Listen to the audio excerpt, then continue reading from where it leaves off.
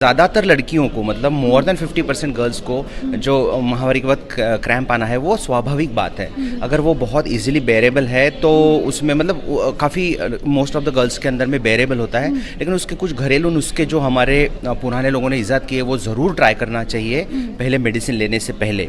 और अगर उससे भी उनको फ़ायदा ना हो तो अपने जो स्त्री रोग विशेषज्ञ होते हैं उनसे कंसल्ट करके प्रॉपर मेडिसिन लिया जाए। माहवारी के दिनों के थोड़ा पहले पानी कम पीना, मसाले की चीज़ें कम खाना, ऐसे छोटे छोटी चीज़ों का भी अगर पालन किया जाए तो बहुत आसान है। मेंस्ट्रुएशन साइकिल जनरली 7 डेज़ के होते हैं, लेकिन अगर ये ज़्यादा दिन के हो जाए, 10 डेज़ के हो जाए या 12 डेज़ के हो जाए तो उस सिचुएशन में क्या करना चाहिए? मोटापा, देन शरीर की हलचल ज़्यादा ना होना, ये बहुत आम बात हो चुकी है और इसलिए PCOS नाम की जो बीमारी है वो बहुत बहुत रैम्पेंटली सब में मिलती है। और कुछ कारण है जिसकी वजह से ज़्यादा दिन ब्लीडिंग जाना या जो दिन है वो तो बराबर है, लेकिन वो हर एवरीडे ज़्यादा से ज़्यादा ब्लीडिंग होना या ज़्यादा पैड चेंज करना, ये दोनों तरीके से इसमें ब्लीडिंग हो सकता है। तो ऐसे में आपको आपके जो स्त्री रोग विशेषज्ञ हैं उनसे मिल के उन्होंने जो भी चिकित्सा है आपको बोली है वो सब करवा के उसकी प्रॉपर ट्रीटमेंट करना बहुत ज़रूरी है। ये कंडीशन के अंदर में घरेलू नुस्खे बिल्कुल भी ना करें प्लीज़, क्योंकि इससे एनीमिया मतलब रक्त क्षय हो जाता है जिसका प्रभाव आपके हर चीज़ पे होता है। नमस्कार, लाइव बिहार देख रहे हैं आप, आपके साथ मैं स्नेहा गुप्ता।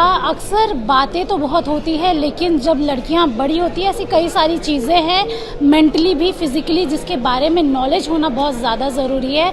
और आज हमारे साथ खास बातचीत करने के लिए डॉक्टर गिरीश है। सीधे सर से जुड़ते हैं। सर, सबसे पहले आप लोग एक जागरूकता अभियान ही चला रहे हैं, क्योंकि काफ़ी लोगों को बढ़ते समय ये नहीं पता चलता कि उनके शारीरिक विकास किस तरीके से हो रहा है। तो ये पूरा मुद्दा ओवरऑल नॉलेज लोगों को होना कितना ज़रूरी है? बहुत ज़्यादा ज़रूरी है, क्योंकि हमें पता है कि भारतवर्ष की जो पॉपुलेशन है, जो लोक संख्या है, उसमें करीबन 50% जो है वो यंग एडोलेसेंट यूथ है और यही देश का भविष्य है। अगर इनका जो हेल्थ है अगर ये अच्छी रहेगी तो हमारे देश का भविष्य जो है आगे चल के अच्छा होगा।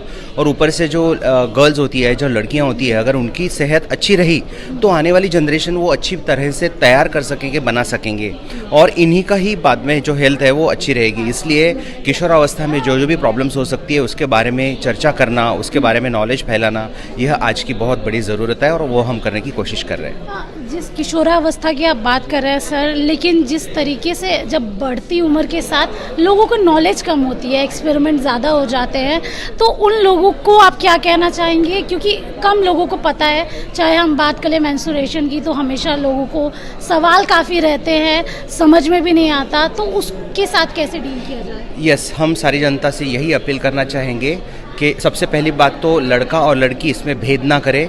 लड़कों को जिस तरह से ख्याल किया जाता है उसी तरह से लड़कियों का भी किया जाए, क्योंकि ये लड़कियां ही आगे चल के माँ बनने वाली है और अगर वो स्वस्थ रहेगी तो वो स्वस्थ बच्चों को मतलब पैदा कर सकेगी, तैयार कर सकेगी, बढ़ा सकेगी और उसी के बाद में ही हमारे देश का भविष्य उज्जवल होगा।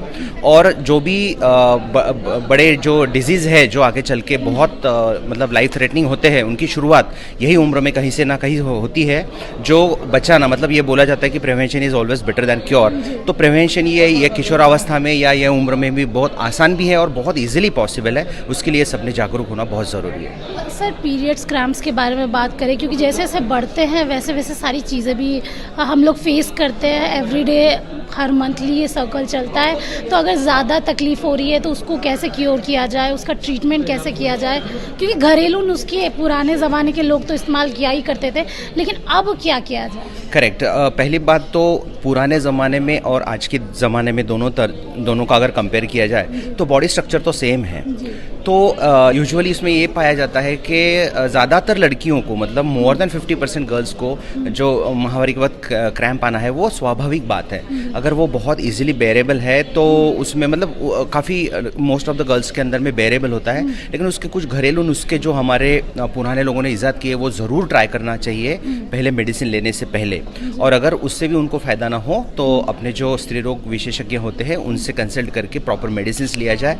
और उसके अंदर में जैसे कि वज़न ज़्यादा ना रहना, प्रॉपर एक्सरसाइजेस करना और माहवारी के दिनों के थोड़ा पहले पानी कम पीना, मसाले की चीज़ें कम खाना, ऐसे छोटी छोटी चीज़ों का भी अगर पालन किया जाए तो बहुत आसान है। लेकिन कुछ कुछ ऐसे डिसीजेस है जिसके अंदर में बड़े इलाज करने के सिवाय कोई ऑप्शन नहीं होता है, तो इसके अंदर में स्त्री रोग विशेषज्ञ जो भी हैं उनसे अच्छे से चिकित्सा करके उसका प्रॉपर डायग्नोसिस करके ट्रीटमेंट लेना सबने करना चाहिए। सर एक सवाल मेरा भी है और जनरली मैं लोगों से सुनती भी हूँ कि अगर मेंस्ट्रुएशन साइकिल जनरली 7 डेज़ के होते हैं, लेकिन अगर ये ज़्यादा दिन के हो जाए, 10 डेज़ के हो जाए या 12 डेज़ के हो जाए, तो उस सिचुएशन में क्या करना चाहिए? ये बहुत अच्छा सवाल है। देखो आजकल लाइफस्टाइल बहुत चेंज हो रहा है, मतलब मोटापा, देन शरीर की हलचल ज़्यादा ना होना, ये बहुत आम बात हो चुकी है और इसलिए PCOS नाम की जो बीमारी है वो बहुत बहुत रैम्पेंटली सब में मिलती है। और ये होगी एक बात। दूसरी बात, और कुछ कारण है जिसकी वजह से ज़्यादा दिन ब्लीडिंग जाना, या जो दिन है वो तो बराबर है लेकिन वो हर एवरीडे ज़्यादा से ज़्यादा ब्लीडिंग होना या ज़्यादा पैड चेंज करना, ये दोनों तरीके से इसमें ब्लीडिंग हो सकता है। तो ऐसे में आपको आपके जो स्त्री रोग विशेषज्ञ हैं उनसे मिल के उन्होंने जो भी चिकित्साएं आपको बोली है वो सब करवा के उसकी प्रॉपर ट्रीटमेंट करना बहुत ज़रूरी है, लेकिन उसको बिल्कुल नज़रअंदाज नहीं करना चाहिए। और मैं कहूँगा कि ये कंडीशन के अंदर में घरेलू नुस्खे बिल्कुल भी ना करें प्लीज़, क्योंकि इससे एनीमिया मतलब रक्त क्षय हो जाता है, जिसका प्रभाव आपके हर चीज़ पे होता है। लड़की के स्टडीज़ पे होता है, उसके आरोग्य पे होता है, उसके खेलने कूदने पे, उसके बिहेवियर पे, साइकोलॉजी पे, हर चीज़ पे उसका प्रभाव होता है। इसलिए जहाँ पे माहवारी में ब्लीडिंग ज़्यादा जाता है या ज़्यादा दिनों के लिए जाता है, वहाँ पे चिकित्सा बहुत बहुत ज़रूरी है। तो देखिए, अगर आप भी ऐसे किसी प्रॉब्लम में हैं या फिर अगर आपको भी ऐसी कुछ समस्या आ रही है तो डॉक्टर के पास जाना बहुत ज़रूरी है। ये नहीं सोचे कि डॉक्टर क्या बोलेगा और किस तरीके से इलाज होगा। ट्रीटमेंट बहुत ज़रूरी है और ट्रीटमेंट कराने के बाद ही आपको समझ में आएगा कि आखिरकार दिक्कत कहाँ आ रही है। आप बने रहिए हमारे साथ, तब तक के लिए बहुत बहुत शुक्रिया।